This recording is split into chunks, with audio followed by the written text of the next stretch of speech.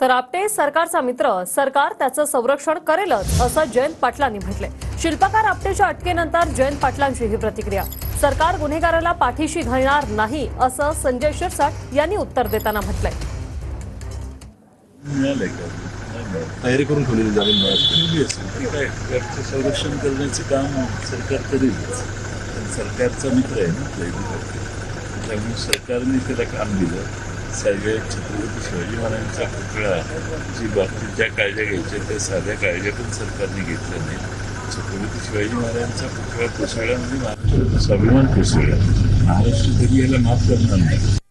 जो कोणी गुन्हेगार असेल त्याला सरकार पाठीशी घालणार नाही हे पहिल्यापासून सांगते।